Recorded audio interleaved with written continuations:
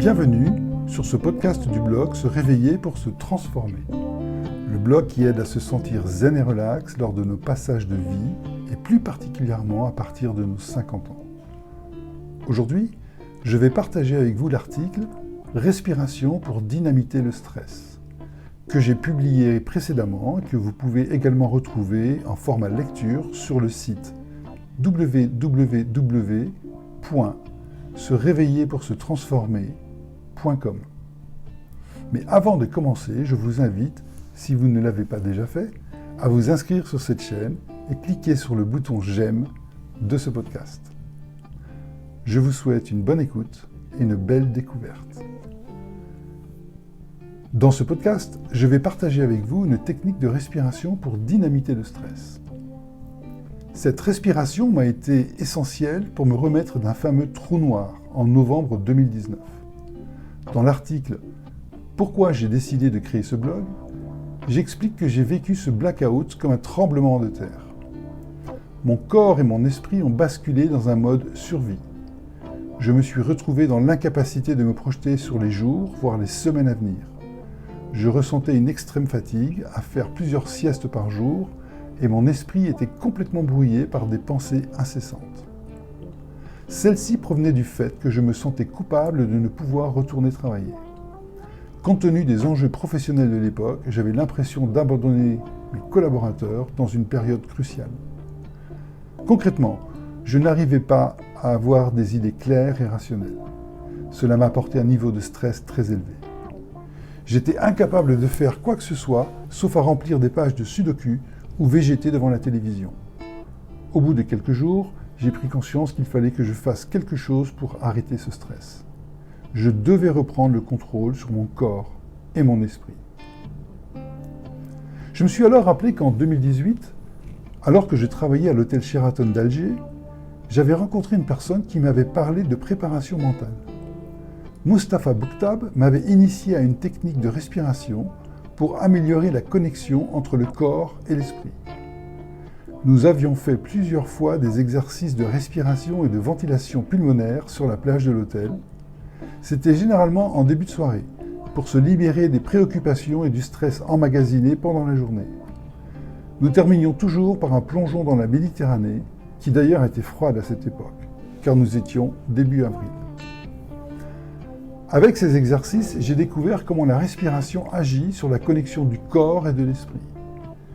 D'ailleurs, je vous invite à découvrir son travail avec son livre « L'Uppercut de la délivrance ». J'ai donc essayé de reproduire ces exercices pour calmer mon esprit et me sentir mieux physiquement. Les effets se sont fait ressentir et j'ai recherché des techniques complémentaires de respiration pour calmer mon stress. Cela m'a permis de découvrir les travaux de Bernard Michel Boissier, qui est un chercheur indépendant en neurosciences. Il travaille particulièrement sur la rythmicité du cerveau et sa corrélation avec le stress sur l'individu. Ses recherches lui ont permis de développer des techniques de respiration pour calmer le cerveau et le corps. Des techniques qui sont très similaires à celles que j'avais essayées avec Mustapha Bouktab. En moins d'une dizaine de jours, j'ai réussi à retrouver un contrôle normal sur mon corps et mon esprit. Les recherches de Bernard Michel Boissier montrent comment la rythmicité du cerveau agit sur le bien-être et la sérénité mentale. Il explique que plus la rythmicité de notre cerveau est élevée, plus nous ressentons un niveau de stress à tel point qu'il puisse être incapacitant. Notre cerveau fonctionne par vagues d'énergie comparables aux vagues de l'océan. Le flux et le reflux que l'on retrouve avec le rythme de notre respiration. L'intensité de ces vagues affecte notre équilibre et notre bien-être physique. Cela se mesure sur une échelle de 6 niveaux. Lorsque l'intensité dépasse 40 Hz, nous sommes dans un état perturbé de stress. Entre 39 et 13 Hz, nous sommes dans un état de vie actif normal. En dessous de 12 Hz, l'on est dans un état de relaxation physique et mentale, et le niveau le plus bas, qui est inférieur à 7 Hz, favorise la créativité et l'intuition. Lors de moments d'inquiétude, de doute et d'anxiété, notre respiration se bloque. Elle se bloque à cause de notre état d'esprit qui est lié au déni de soi-même et à notre incapacité d'affronter les difficultés. Lorsque l'état d'esprit est perturbé et altéré, notre corps dysfonctionne. Ce dysfonctionnement a pour effet de faire monter le cerveau en pression sans que parfois nous le percevions, et cela provoque un déséquilibre qui se traduit par un état de conscience perturbé et altéré que l'on appelle le stress. Pour réduire le stress, il faut donc diminuer notre rythmicité cérébrale pour être en dessous de 40 Hz. Et il est possible d'y arriver par une technique de respiration spécifique qui active nos 3 centres énergétiques, qui sont l'estomac, la poitrine et le front. D'ailleurs, certains reconnaîtront dans ces 3 centres énergétiques 3 des 7 chakras de notre corps, le chakra sacré, le chakra cœur et le chakra œil. Voici la méthode de respiration pour calmer son esprit. Asseyez-vous confortablement, les pieds bien sur le sol, le dos et la tête bien droits, les yeux ouverts en regardant la réalité en face, devant soi. À 3 reprises, gonflez votre ventre en inspirant par le nez jusqu'à ce qu'il soit plein comme un ballon. Puis expirez fortement par la bouche pour vider totalement l'air de votre corps. Ensuite, fermez les yeux, gonflez le ventre tout doucement en inspirant par le nez profondément. Une fois le ventre gonflé, continuez l'inspiration en faisant glisser le souffle du nombril vers le thorax et jusqu'au front. Lorsque vous êtes arrivé au bout de votre inspiration, retenez votre souffle, fermez les yeux et portez votre attention sur votre front. Concentrez-vous sur vos tempes, comme si vous cherchiez à élargir votre front.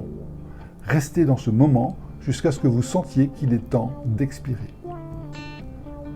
En gardant les yeux fermés, expirez par la bouche doucement et très longuement, en sentant le souffle descendre par les tempes, par le visage, le thorax, le sternum, le ventre et puis les extrémités de vos membres. Terminez en contractant votre ventre pour vider tout l'air de votre corps et restez comme cela quelques instants les yeux fermés. Observez vos tempes qui se desserrent, votre visage qui se décrispe, votre gorge qui se dénoue et une relaxation qui s'installe dans votre corps. Recommencez cette respiration 3 à 5 fois. Cet exercice dure environ 5 minutes. Il est recommandé de façon quotidienne, au lever et avant le coucher. Il est également efficace lorsque l'on ressent le besoin de se libérer des tensions qui entravent le bon fonctionnement du corps et de l'esprit. En conclusion, et pour en revenir à mon histoire, dès que j'ai utilisé cette technique de respiration, les premiers résultats se sont fait connaître au bout de quelques jours. Je me suis senti moins fatigué, avec un esprit plus calme et plus serein. Les pensées qui m'obsédaient se sont effacées progressivement. Au bout d'une dizaine de jours, j'avais retrouvé un état acceptable et j'ai pu commencer à élaborer un plan sur 3 mois pour me remettre de ce trou noir, ou blackout, que j'avais vécu. Cette technique de respiration m'a permis de dynamiter le stress que je ressentais. Depuis, je l'utilise régulièrement dans le cadre d'exercices de méditation et de respiration que j'ai développés pour moi-même. Je vous remercie de m'avoir écouté jusqu'à la fin. J'espère que ce podcast vous a plu. Je vous invite à vous abonner à cette chaîne pour ne manquer aucun nouvel épisode. Et puis, si ce podcast vous a plu, n'hésitez pas à le partager sur vos réseaux autour de vous. Portez-vous bien et à bientôt.